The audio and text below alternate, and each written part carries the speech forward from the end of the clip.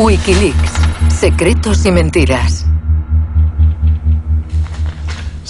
Bueno, voy a preguntarle cosas que nadie le ha preguntado antes. Voy a ser original.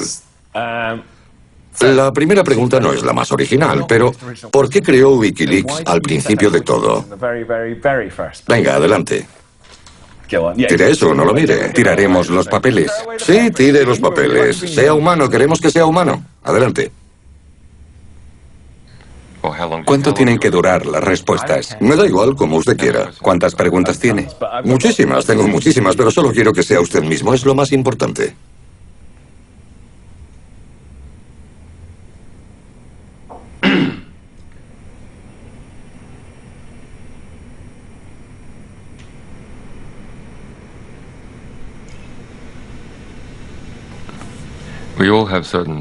Todos tenemos ciertos talentos, habilidades y capital, y todos vivimos solo una vez. Tenemos nuestro temperamento y venimos de una cultura concreta. La combinación de mi temperamento, mi conocimiento, el capital y la cultura de la que provengo, la cultura australiana, me hizo creer que yo podía cambiar el mundo de un modo que me atraía filosóficamente.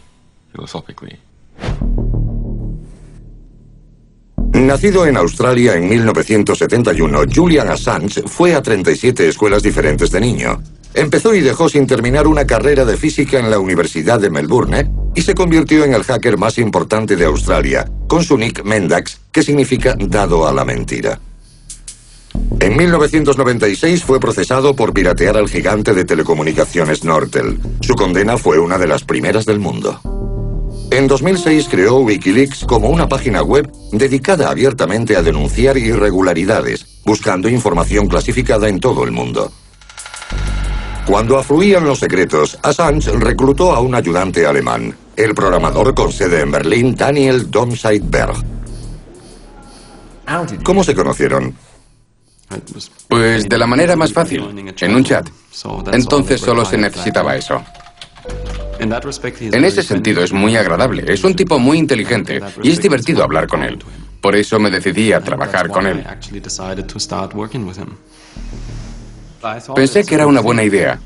Se trataba de informarme e informar a otros seres humanos, ciudadanos, consumidores, sobre lo que pasaba en el mundo. No se trataba de política, sino de permitir que las personas fueran mejor personas.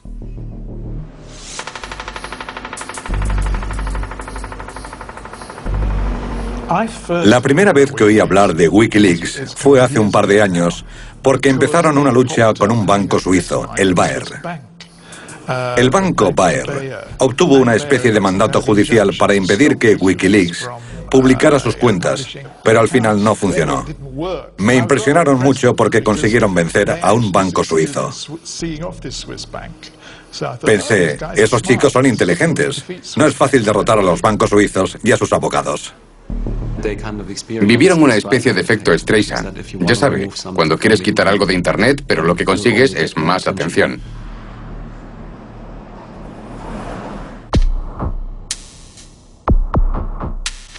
Yo tenía que hablar en una conferencia periodística en Noruega, y otro de los conferenciantes era Julian Assange.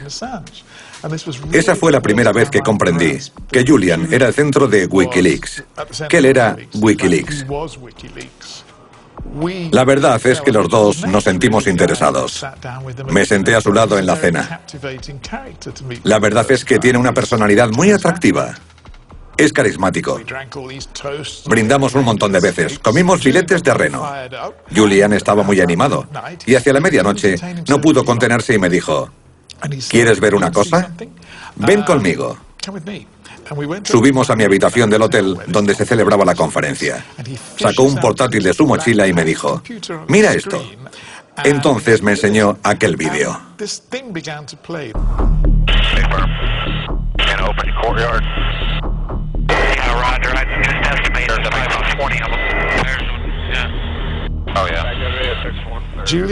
Julian me explicó que lo que estaba viendo era el vídeo de un incidente vergonzoso en el que mataron a 2 empleados de Reuters. aún siendo civiles y plenamente inocentes, en las calles de Bagdad.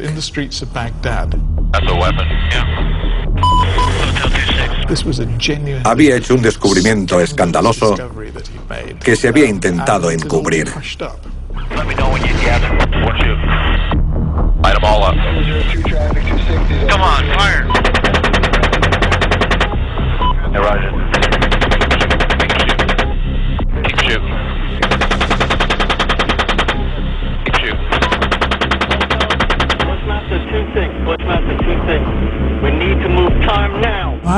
Nunca había visto nada igual en mi vida. Me quedé atónito.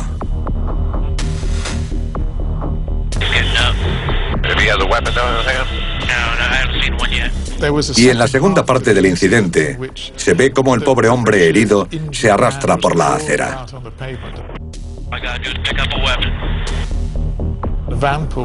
Entonces llega una furgoneta y unas personas intentan meterle dentro. En ese momento, el helicóptero empieza a disparar contra la furgoneta.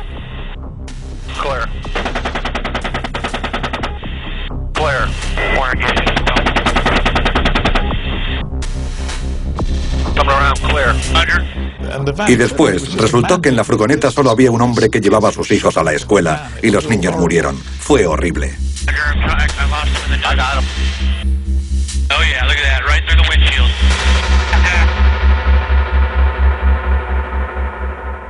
Dijo que se lo habían mandado fuentes militares y fue muy reservado en cuanto a eso, pero también estaba muy emocionado. Yo debo proteger a mis fuentes y no puedo decir cuándo o dónde vi ese vídeo por primera vez.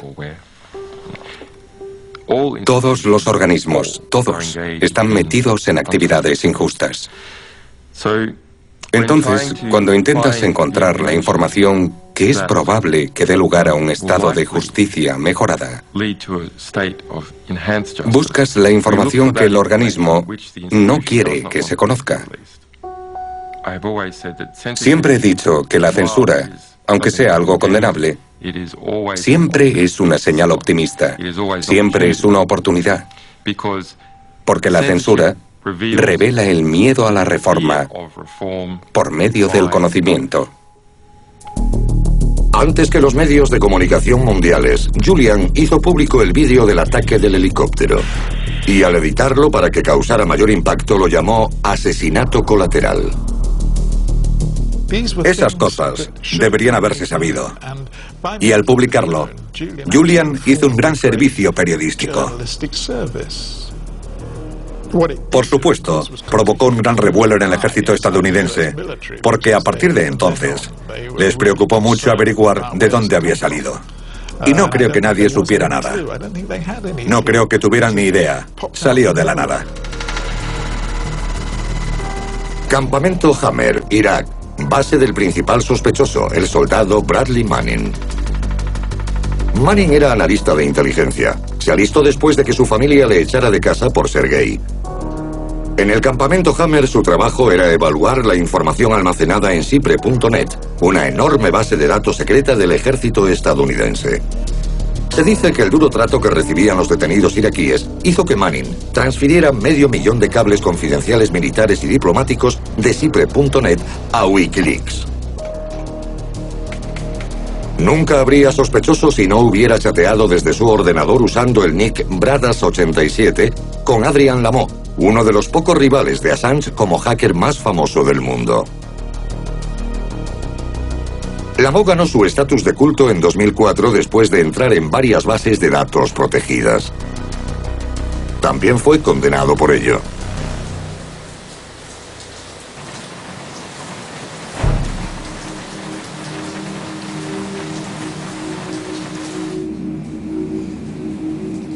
Todos tenemos nuestros tormentos personales. ¿Y cuál es el suyo?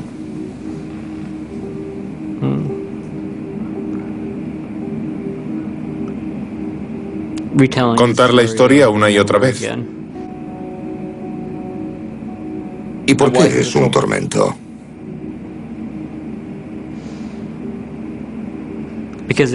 Porque tengo que revivir una de las decisiones más difíciles de mi vida una y otra vez.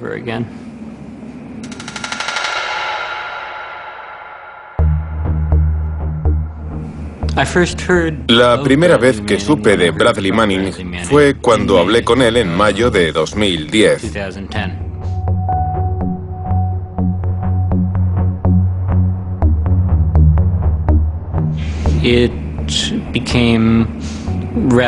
Enseguida fue evidente que estaba interesado en información clasificada.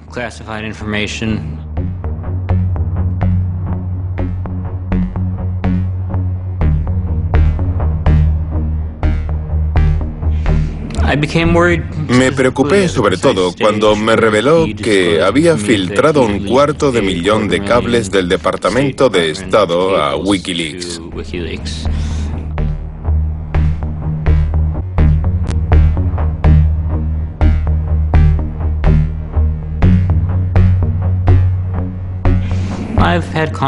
Ya había tenido contacto con miembros de las Fuerzas Armadas que se aburrían en el trabajo y tenía ganas de chatear, pero ninguno había filtrado información que pudiera poner en peligro la vida humana.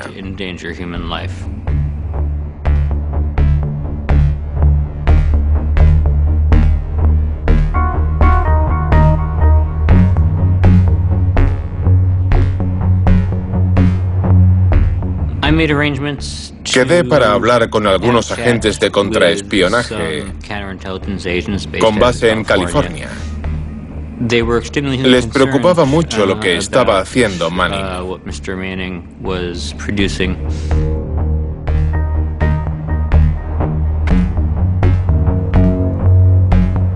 ¿Qué le recomendaron que hiciera?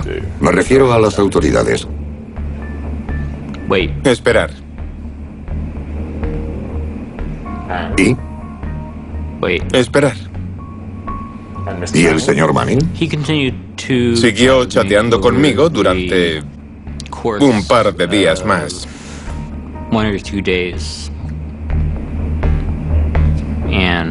Y un día no apareció.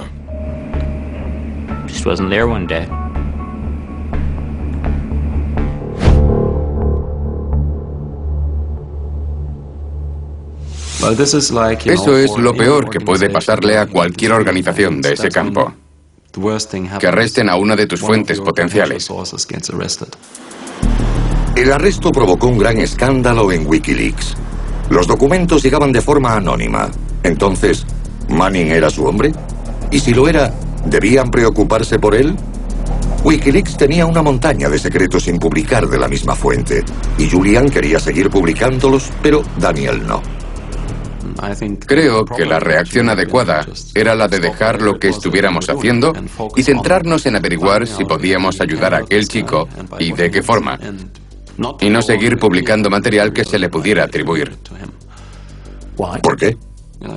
No quería darle más problemas de los que ya tenía.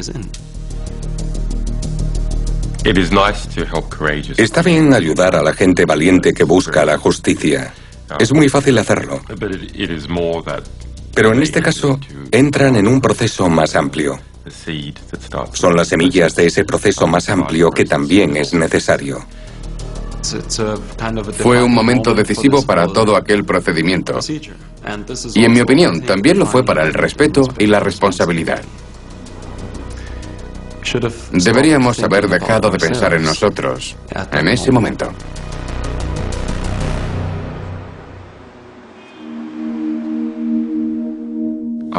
Yo soy sistemático y me gusta resolver grandes problemas.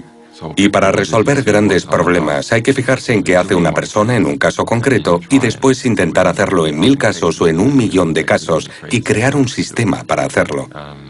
En ese sentido, yo soy un ingeniero.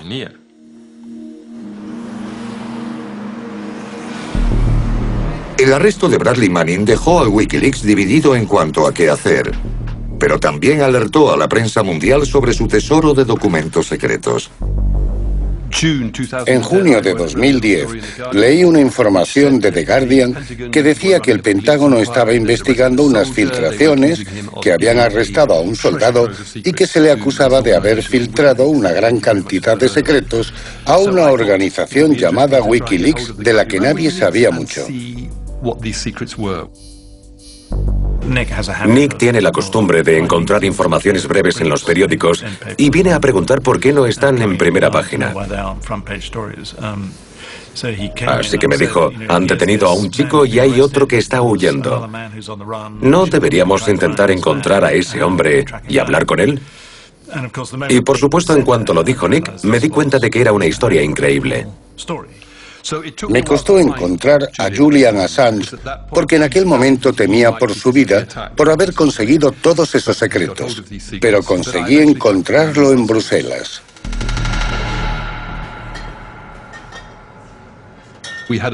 Durante una reunión que tuvimos, empezó diciendo que tenía todos esos secretos, cosas increíbles, y que quería subirlo todo a la página web de Wikileaks. Pero rápidamente se convenció de que sería mejor sacar esa información a través de una alianza de medios de comunicación importantes. Enseguida acordamos que debían ser The Guardian y el New York Times. Entonces, la conversación se centró en los aspectos prácticos de qué paquetes de secretos revelar antes y cómo llevarlos al Reino Unido sin que los cogieran. ¿Una conversación de 6 horas? Sí. ¿Qué pensó de Julian cuando lo vio? Me gustó. Es muy inteligente y muy divertido. Tiene un buen sentido del humor. Y aquello era una perspectiva muy emocionante. Aquellos secretos eran muy poderosos, porque contaban la historia no contada de la guerra de Afganistán, de la guerra de Irak y de la historia diplomática de Estados Unidos. Eran temas muy importantes, así que mi impresión fue que era un chico muy inteligente, agradable, bastante valiente y muy trabajador. Volvió y dijo, tenemos un trato. Nos reunimos en la oficina de Alan, el editor, y Nick nos dijo, esto es lo que tenemos que hacer. Tenemos que llamar a Bill Keller, el editor del New York Times, y que se sume a este acuerdo. Todos le miramos asombrados en plan, ¿qué?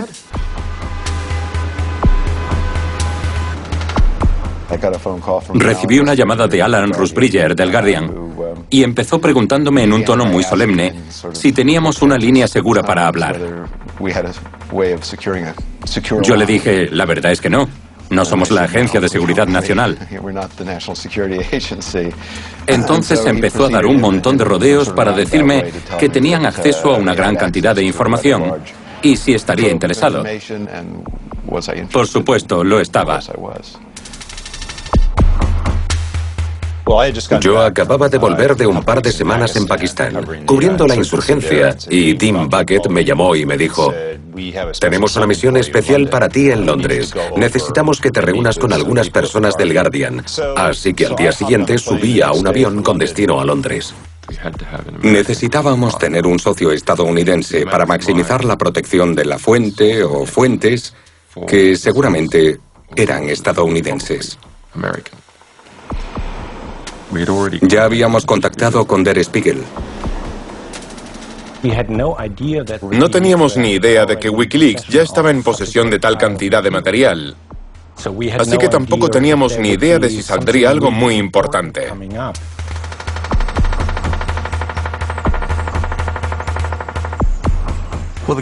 The Guardian tiene ese bonito edificio espectacular, bastante moderno y nuevo, con capillas y salas chill out. Todo el mundo estaba reunido y Eric Smith se metió en una sala con David Leigh.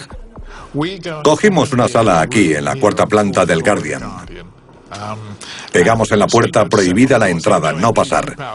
Y equipamos la sala con ordenadores y un destructor de documentos. No podíamos hablar con nadie más del edificio, no podía usar el móvil. Era todo muy misterioso y secreto. Entonces llegó Julian y fue como una entrada triunfal. Sí, así fue como empezó. Los diarios de guerra estaban escritos por soldados estadounidenses y denunciaban incidentes militares en cuanto ocurrían. Primero enviaban esos informes de campo por correo electrónico a sus superiores en Kabul y después a Washington. Hay que entender que era muy grande. Había 93.000 archivos, 93.000 líneas en una hoja de cálculo. Estaban en orden cronológico, pero ese era todo el orden que seguían. Estaban en una jerga militar incomprensible. Ponía cosas como E, K, I, A, que significa enemigo muerto en combate. ¿Cómo íbamos a saberlo? O W, I, A, que significa herido en combate. Era como la piedra Rosetta.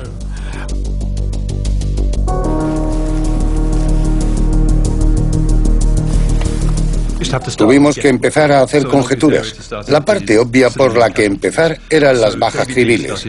Así que David Leigh empezó a mirar si había bajas civiles y encontró varios ejemplos. Lo comprobó y descubrió que eran ejemplos sobre los que no se había informado. Se dio cuenta de que la jerga militar estadounidense para esos casos era escalada de fuerza como eufemismo para el asesinato de civiles. Historias de terror. Por ejemplo, si un vehículo se acercaba demasiado a uno de esos convoyes, había una serie de pasos que debían seguir los soldados para alejarlos. Al investigar, para saber qué hacían, veías que lo que pasaba era que si algún coche se acercaba demasiado al final de un convoy, el soldado, obviamente asustado, abría fuego contra él.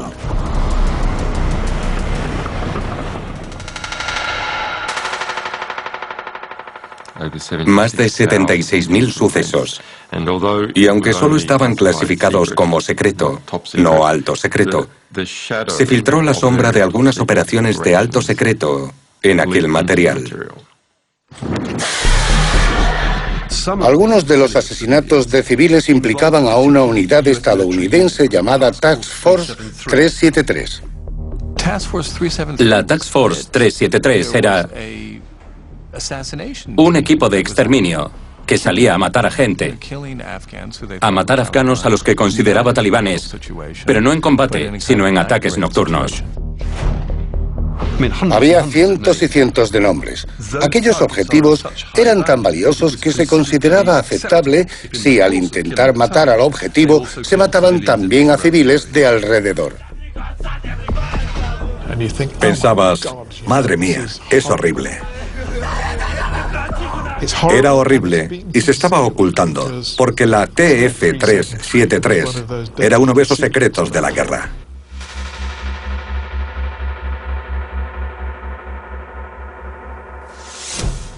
Sin que la prensa lo supiera, su supuesta fuente fue trasladada a la base del Cuerpo de Marines en Quantico, Virginia. El soldado Bradley Manning fue acusado de transferir información clasificada a su ordenador personal y pasar información militar a una fuente no autorizada.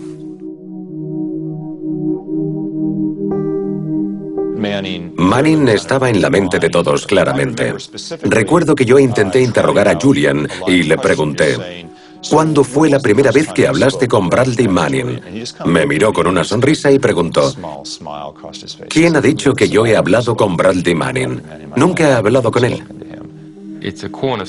Uno de los fundamentos de Wikileaks es el secreto, proteger la identidad de nuestras fuentes. Siempre he pensado que Bradley Manning es la auténtica historia. Si se fijan, Julian Assange es solo el intermediario. Si Manning es realmente la fuente, claro. Y eso significa que Julian es más que el transmisor en la página web. Es una especie de agente del trabajo de otra persona. Y Bradley es la historia. Según cómo se mire, puede ser el malo o el héroe. Pero sin duda él fue quien soltó ese maremoto de información al mundo.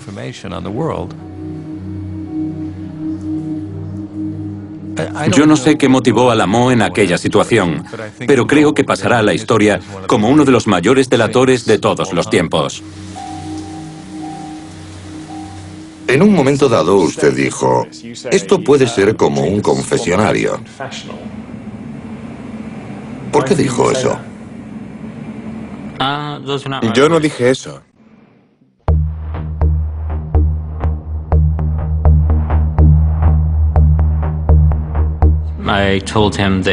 Yo le dije que podía elegir entre tratarlo como una confesión ante un sacerdote o como una entrevista confidencial.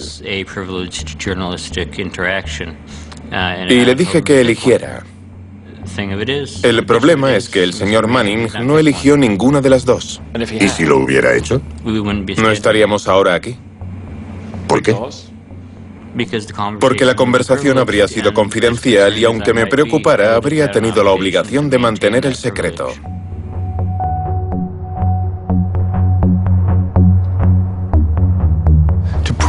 Prometerle a alguien el secreto de una confesión y justo después delatarle a las autoridades federales es una de las cosas más deshonestas y horribles que se le pueden hacer a otra persona. Y es una auténtica violación de todos los principios humanos.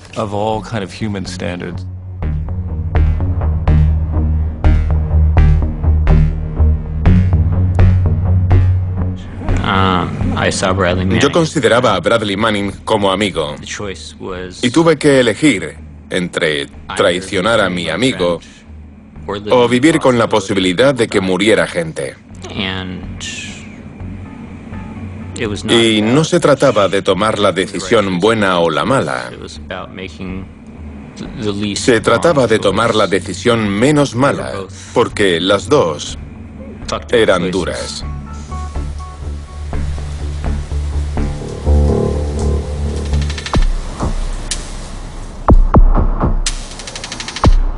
Un asunto inesperado amenazó la extraña alianza entre periodistas y hackers: la edición. En jerga legal, la eliminación de todos los detalles, incluso secundarios, que puedan identificar a alguien. Desde el primer día sabíamos que por razones políticas y morales no debíamos publicar nada que pudiera dañar a alguien. La preocupación principal era que si publicábamos una historia que provocaba que atacaran, hirieran o mataran a soldados, tendríamos graves problemas. Así que no debíamos identificar los lugares o los métodos de ocupación sensibles. Conforme avanzábamos, descubrimos otro problema, y es que muchos de los informes de las unidades militares identificaban a los civiles afganos que les habían dado la información. Y evidentemente publicar eso ponía en peligro a esas personas. Así que tomamos decisiones similares. No publicaríamos eso si podía provocar que fueran a un pueblo afgano a por alguien y le cortaran la cabeza. Con Julian y Wikileaks había otro problema, porque su mentalidad era muy diferente de la nuestra. Su intención era volcar todos los datos, publicar todo el paquete, porque Julian dijo: eso es lo que hacemos nosotros, es lo que hace Wikileaks. Vamos a publicarlo todo, todos los informes completos. Así que le dijimos: Julian, no creo que debas hacer eso. De hecho, no queremos que lo hagas. Una noche fuimos todos a un restaurante árabe bastante conocido llamado Moro. Nos sentamos y cenamos. Le dijimos: Julian, tenemos un problema con el asunto de las fuentes. Tienes que entender que si publicas todo eso, porque nosotros no lo vamos a hacer, si vuelcas toda esa información con los nombres de todas las fuentes, podrían sufrir represalias, podrían matarles.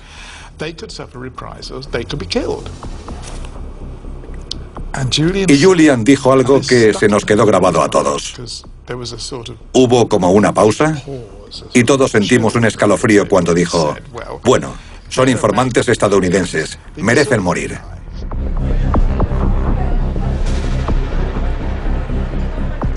Esa era su actitud. Y en ese momento se abrió un abismo entre la manera en que nosotros veíamos el mundo y cómo lo veía él. No hubo ninguna pelea. Ninguna. Ni siquiera... Fue más bien un debate.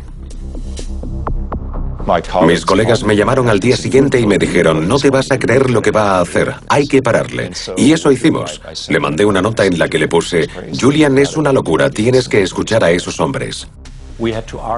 Se iba a hablar de Afganistán y aquello podía causar graves problemas a la gente. Así que desde el principio le dijimos a Wikileaks que no estábamos de acuerdo con su idea de subir todo ese material a Internet.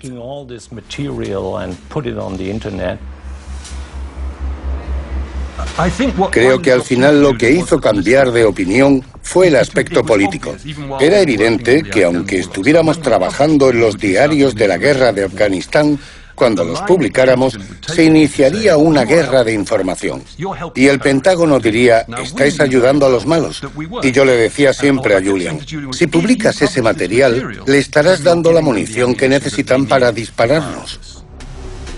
En su favor hay que decir que se lo pensó y al final decidió que retirarían unos 17.000 documentos en los que él creía que aparecían la mayoría de nombres. Con la disputa finalizada, el proyecto volvía a estar en marcha. Era el momento de que los medios de comunicación antiguos y modernos se unieran para intentar cambiar el mundo. Escoger el momento es complicado, ¿verdad? Teníamos que tener en cuenta nuestra zona horaria y la del Guardian. Fue una locura de publicación, porque publicamos algo exagerado, como 17 páginas. Fue una colaboración complicada, como un cubo de Rubik. Tuve un fin de semana difícil. Fue una mezcla de adrenalina, emoción y expectación. Una de esas ventajas que se tienen al estar en un periódico. A veces vives momentos extraordinarios cuando algo que has creado tú, no la explosión de una bomba o un accidente de avión ni nada de eso, es una historia de la que se hablaría en todas las capitales del mundo.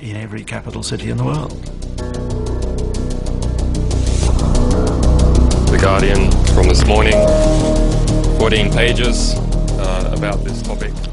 Convertimos a Wikileaks y a Julian en estrellas del rock rápidamente, porque al publicarlo así, al existir una colaboración entre tres grandes publicaciones internacionales, todo el mundo prestó atención. Y en ese momento, Wikileaks dejó de ser un grupo de chicos con una página web para ser una organización que podía cambiar el mundo.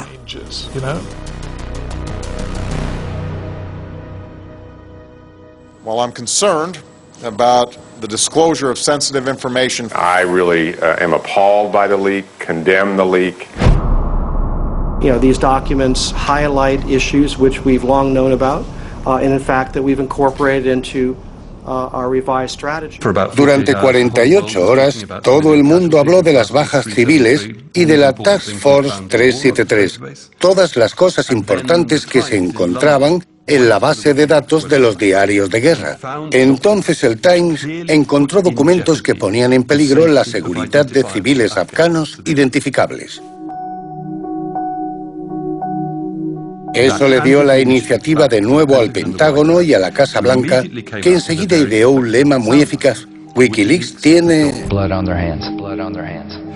Y eso se convirtió en la historia. Fue muy frustrante, porque nosotros sabíamos desde el principio que íbamos a enfrentarnos a la manipulación más importante de la historia de este planeta. Y nosotros mismos les ayudamos a lavarse las manos. The world is a dangerous place. I think we're at war and these documents are classified. I can't imagine this happening during World War II, but the people who've leaked these documents could have blood on their hands. La realidad era que no nos habíamos preocupado de hacer ninguna modificación en el material que habíamos prometido, que eran las publicaciones de Afganistán. No se había tenido en cuenta nada de eso.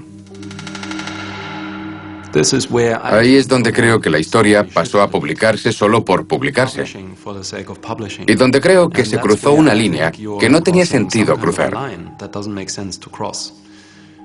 Si no era para mostrar el poder. Quieren demostrar que pueden hacerlo y que nadie puede pararles, pero ¿qué sentido tiene eso además de para convertirse en otra organización que hace lo que quiere y que nadie puede parar? Nosotros empezamos a trabajar en esto porque queríamos parar a las organizaciones que nadie podía parar. Así que para mí era una contradicción.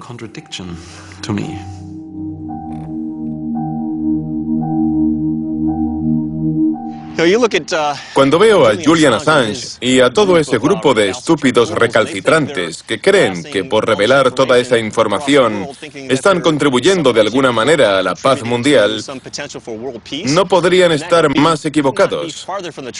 ¿Por qué? ¿Que están equivocados? Lo que están haciendo es... Bueno, porque los gobiernos tienen ciertas organizaciones. Todos hemos oído esa expresión tan trillada de que necesitas tipos sucios para hacer el trabajo sucio. Hay que hacer hacer trabajos sucios por ahí, cosas que se tienen que hacer. Vale, así que usted cree que la 373 existe, ¿no? Quiero decir...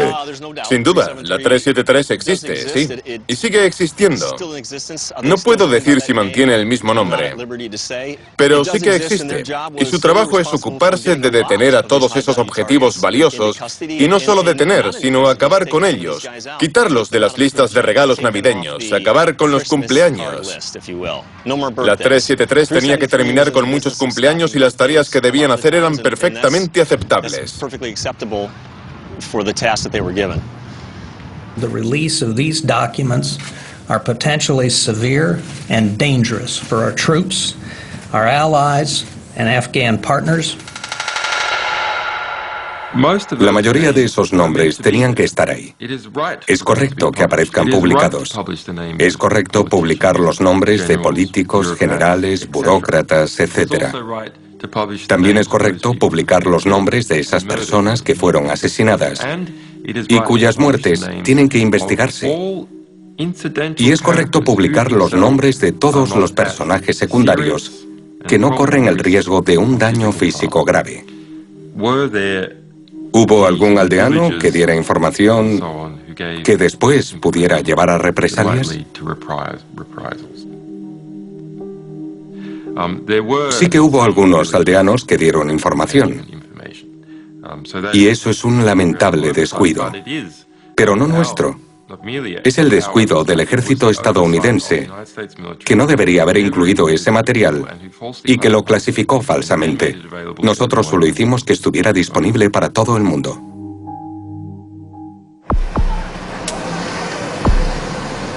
Julian Assange estaba escondido. Los medios de comunicación del mundo iban tras él. Un equipo de inteligencia estadounidense le seguía la pista y se hablaba de extradición y encarcelamiento. Yo personalmente estaba en una situación muy precaria. Aún nos preocupaba un ataque sorpresa simultáneo en todos los continentes en los que estaba nuestra gente. También sabíamos que nos habían asignado a una task force de la CIA, que había unas 120 personas en el Pentágono trabajando contra nosotros y varias organizaciones más. Sabíamos que ellos sabían que teníamos 251.000 cables diplomáticos, de los que más de 100.000 estaban clasificados. Así que estábamos dispuestos a dar a The Guardian una copia de seguridad de todo el material. Este papel lo escribió Julian Assange. Es como un recuerdo, supongo, en julio de 2010. Escribió la contraseña que nos daría acceso a los 250.000 cables del Departamento de Estado. Y me dijo que ese archivo iba a expirar, que se borraría en cuestión de horas. Pone una colección de historias desde 1966 hasta nuestros días. Y hay un pequeño símbolo también. Me dijo, esto es lo que he escrito, pero cuando escribas la contraseña, tienes que añadir una palabra más para que sea una colección de historia diplomática. Y yo le dije, vale, Julian, lo recordaré. Añadiré esa palabra extra. Fue todo muy James Bond.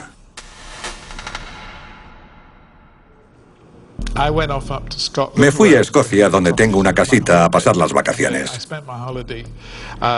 Pero no me pasé las vacaciones escalando montañas como esperaba, sino encerrado con mi portátil y un lápiz de memoria, leyendo esa extraordinaria colección de comunicaciones diplomáticas estadounidenses. Aquello era un material que podía complicar o afectar a las relaciones estadounidenses con 100 países. Estaba en Escocia viendo llover y leyendo aquel increíble material pensando, madre mía, cuando de repente sonó el teléfono. Era mi colega Nick Davis y me dijo, no te lo vas a creer, pero Julian se ha ido a Suecia y ha sido acusado de violación. El sábado 21 de agosto de 2010 me desperté y leí un email de un periodista estadounidense con un enlace al periódico sueco Expressen. En portada se hablaba de que Julian había sido acusado de agredir sexualmente a 2 mujeres. Aquello tenía que ser una broma, no me lo creía. Yo había estado en Estocolmo con Julian y había conocido al coordinador de Wikileaks allí, un periodista sueco muy agradable llamado Donald Bostrom. Así que le llamé, pero antes de hacer ese esa llamada pensé, bueno, hay varias posibilidades. Una es que fueran unas mujeres que querían acostarse con un famoso para después vender la historia a los periódicos. O tal vez un grupo de derechas había montado todo eso para intentar desacreditarlo. Le pregunté a Donald qué era todo eso y me dijo, lo siento, amigo mío, pero es verdad.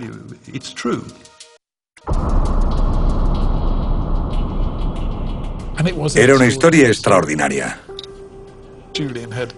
Julian había ofendido a aquellas dos mujeres con su incontinente comportamiento sexual, que al parecer incluía acostarse con ellas sin usar condón, aunque ellas querían que lo usara. Después de acostarse con esas dos mujeres y portarse mal con ambas, ellas se reunieron y decidieron que se hiciera la prueba del SIDA. Y el amigo de Julian, Donald Bostrom, hizo de intermediario. Nos dijo que él estuvo al teléfono entre aquellas dos mujeres y Julian y que ellas le decían, queremos que Julian se haga la prueba del SIDA, pero Julian se negó. Entonces ellas dijeron, si no lo haces, iremos a la policía.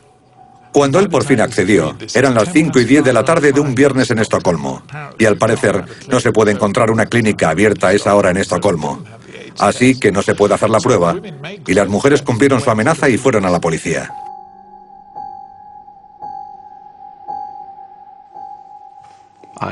Yo me enteré estando de vacaciones y pensé, no puede ser. Aquello era malo.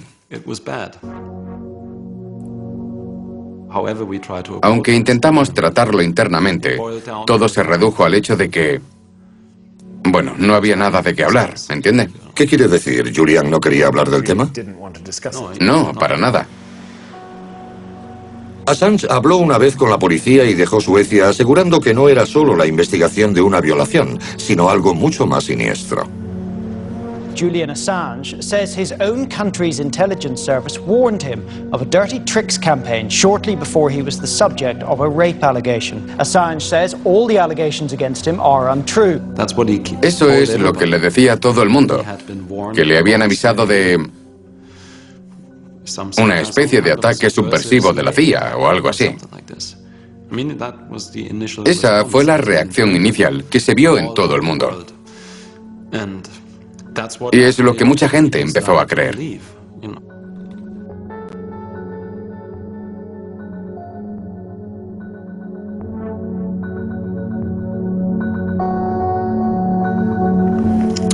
Yo dije, sean cuales sean las causas, si esa es la acusación, tendremos que trabajar de forma organizada, y eso puede significar que tengas que distanciarte un poco.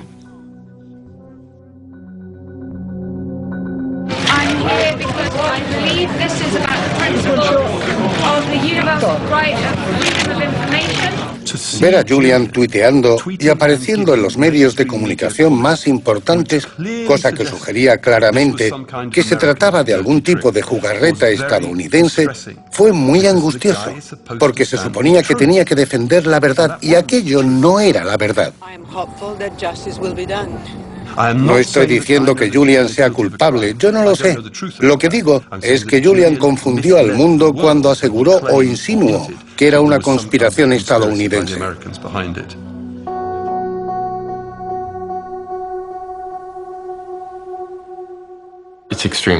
Fue muy interesante.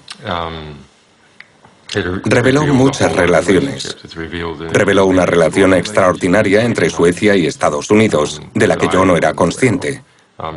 Ni siquiera mis interpretaciones más cínicas del comportamiento político sueco se acercaban a la realidad. También reveló unas relaciones interesantes dentro de la Unión Europea. Básicamente, la élite de un país de la Unión Europea y la élite del resto de países de la Unión se ponen de acuerdo a la hora de machacar a sus respectivas poblaciones. De nuevo en Londres, Julian actuó rápidamente para ocuparse de quienes criticaban su liderazgo dentro de Wikileaks. Suspendió a Daniel Domscheit-Berg por deslealtad, insubordinación y desestabilización en tiempos de crisis. Sí, es peligroso. Eso es lo peligroso en cualquier organización en la que una persona no responde ante nadie. Una organización no debería ser así. Y de nuevo, esa es una de las premisas de Wikileaks. Los aliados de Assange en la prensa estaban más preocupados por su siguiente primicia: 360.000 cables militares de Irak. Eran informes de campo como los de Afganistán, pero incidente a incidente revelaban un inesperado y sangriento conflicto.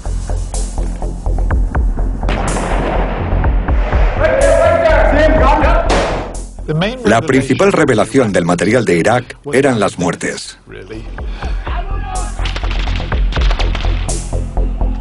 El número de muertes era enorme.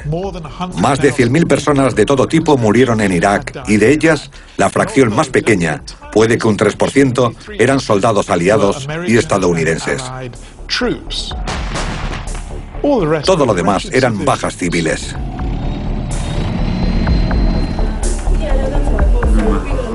Yo saqué mucha información sobre el maltrato a los detenidos por parte de las fuerzas de seguridad iraquíes. Estados Unidos era consciente de 1.300 casos que incluían a gente torturada con taladros, electrocutada, con disparos de bala y heridas que no se trataban. Y seguían llevando prisioneros a esas cárceles. Todo eso pasaba en Abu Ghraib. Y llevar a los prisioneros allí con esas condiciones es totalmente contrario a la ley internacional. Uno de los informes recogía el asesinato de un detenido a manos de los soldados iraquíes que había sido grabado. Y después se le dio el vídeo al ejército estadounidense, que no hizo nada. Nick Davis quería trabajar en la historia, pero sin ser la persona de contacto de Julian Assange. Habían discutido mucho por el deseo de Julian de que la televisión cubriera los diarios de guerra de Afganistán. Descubrí que Julian Assange había ido a otros 3 medios y les había dado toda la base de datos afgana y las historias que tanto nos costó encontrar en ellos. Él sabía muy bien que esas organizaciones no gastan sus recursos en historias, a no ser que tengan la garantía de que las publicarán los primeros. Él nos había dado esa garantía y basándonos en eso gastamos decenas de miles de libras y nos traicionó. Lo peor de todo es que nosotros lo habíamos mantenido en secreto, porque la ley de los medios de comunicación en Reino Unido hace que sea muy fácil para el Pentágono conseguir una orden e impedir que publiquemos algo. A nivel personal, nosotros confiábamos en ese hombre, así que nos parecía increíble que hubiera hecho eso. Es una de las cosas extraordinarias del periodismo británico. Es la industria que más desacredita, más te putea, más apuñala por la espalda. Y Nick Davis forma parte de ella. El trato era que no implicaríamos a la televisión hasta el último momento. Y eso fue lo que hicimos. Él dijo, esto siempre formó parte de nuestro acuerdo. Si se lo hubiera dicho a usted o a otra persona, sería una mentira, pero podría creérsela. La cuestión es que me lo dijo a mí, a quien hizo el acuerdo con él, con el que tuvo tantas conversaciones. Se lo inventó. Creo que la mayoría de gente que se acerca a él pasa por ese proceso. Al principio te cae bien, confías en él, y de repente aparece esa especie de monstruo y piensas, ¿de dónde ha salido? Descubres a ese hombre totalmente deshonesto. Creo que nunca he conocido a alguien tan deshonesto como Julian.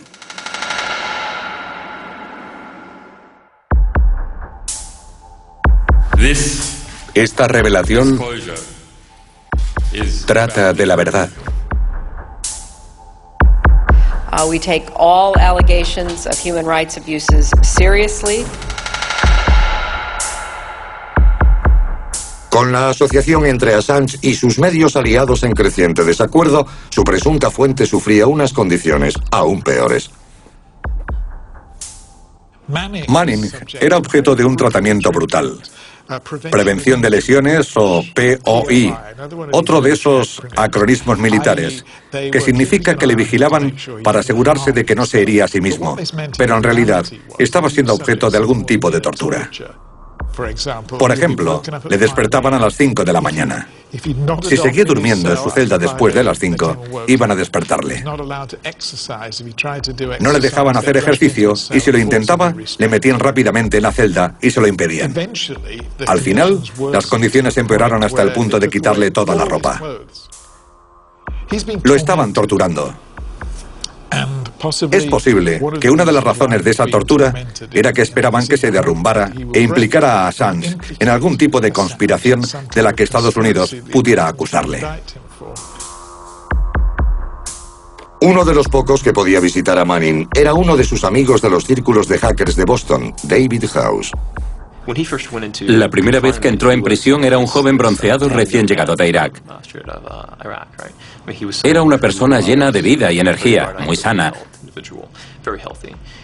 Empezó a perder peso, a perder color.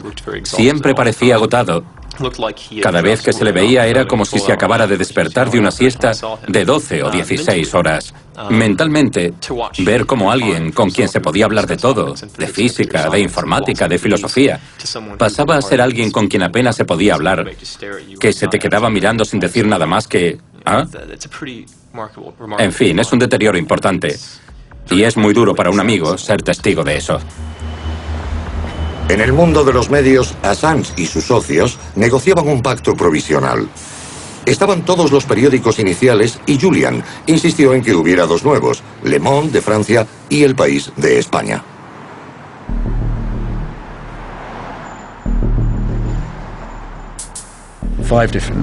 Había 5 organizaciones en 3 zonas horarias diferentes y 4 lenguas.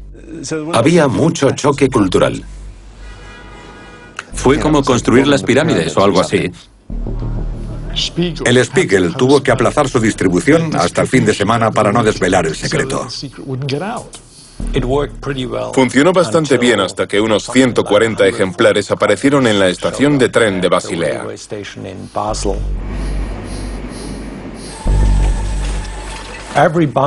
Cada paquete tenía una clara nota que decía: no vender ningún ejemplar hasta el lunes por la mañana. Empezamos a ver tweets sobre aquello. Alguien tuiteó que había comprado un ejemplar en la estación de tren de Basilea. Era la historia más importante con la que habíamos trabajado, la exclusiva más extraordinaria. Pasamos meses intentando proteger esa exclusiva. Y de repente un tío del que nadie sabía nada y que se hacía llamar Freelancer 09 estaba tuiteando línea a línea el contenido de Der Spiegel. Pasé una tarde de domingo horrible. Me sentía fatal porque casi cada 10 minutos tenía que decirles a los demás qué estaba pasando, qué había descubierto el blog. Estábamos todos histéricos. Había gritos en 5 direcciones y al final se volvió imposible. Hubo una desbandada general.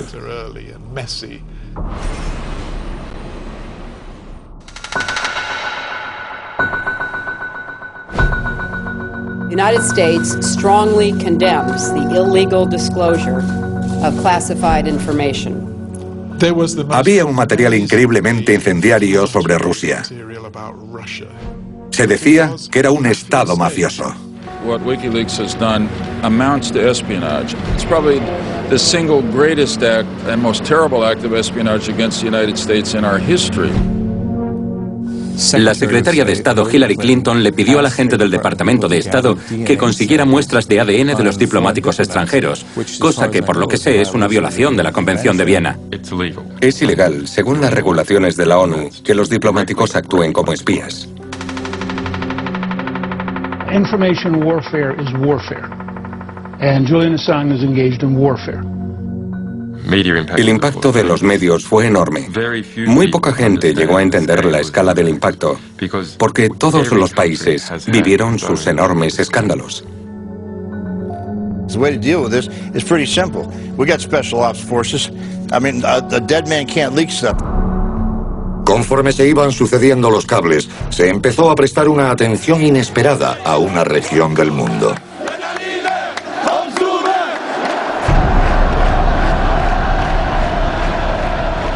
Esperamos que esto sea el comienzo de la democracia. Han pasado cosas buenas. La opinión general del espectador occidental es que las revoluciones en el norte de África y en Oriente Próximo han sido buenas.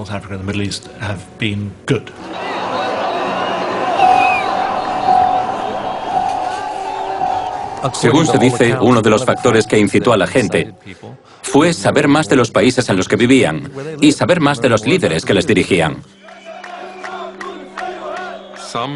Algunos críticos dijeron que el material de los cables desestabilizaría Oriente Próximo. Pues esos críticos tenían razón. Pero nosotros respondemos de una manera política a esas críticas. Nosotros no diríamos que desestabilizan, sino que reestabilizan Oriente Próximo mediante un nuevo sistema democrático.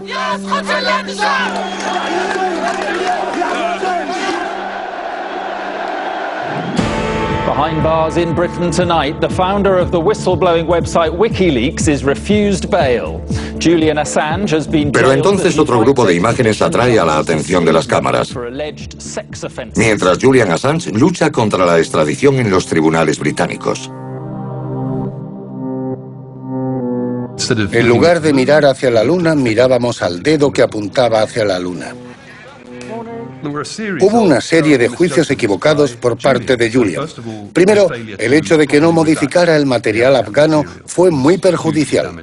Segundo, que se viera envuelto en esas acusaciones de mala conducta sexual en Suecia también fue muy perjudicial. Pero lo más perjudicial es que no dijera la verdad. La autoridad política y moral de WikiLeaks se basa en decir la verdad. Y no puedes hacer eso y después mentir al mundo. Así no funciona. El prestigio moral que tenía Julian Assange aquella noche de domingo, cuando publicamos los diarios de la guerra afgana, era enorme. Pero ahora está muy por debajo de la instancia moral suprema. Y no solo ha perdido autoridad moral, también ha perdido impacto político, credibilidad, y mientras Bradley Manning está esperando el juicio, también ha perdido todas las posibles ventajas que podría haber tenido. Bradley Manning se enfrenta a 20 nuevos cargos. Uno de ellos, instigar y ayudar al enemigo, conlleva la pena de muerte.